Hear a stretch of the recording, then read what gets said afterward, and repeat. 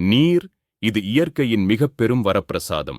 நாம் குடிப்பதற்கும், விவசாயத்திற்கும், தொழில்களுக்கும், நம்முடைய அன்றாட வாழ்க்கைக்கும் நீர் இன்றியமையாதது. ஆனால் இன்று உலகம் முழுவதும் நீர் பற்றாக்குறை ஒரு பெரிய பிரச்சனையாக மாறிவிட்டது. ஒரு நிமிடம் யோசித்துப் பாருங்கள். நீர் இல்லாமல் உணவு விளையுமா? நம்முடைய உடல் ஆரோக்கியமாக இருக்குமா? வாழ்வே சாத்தியமா? இல்லை. ஆனால் நாம் என்ன செய்கிறோம்? தினசரி லிட்டர் கணக்கில் தண்ணீரை வீணடிக்கிறோம்.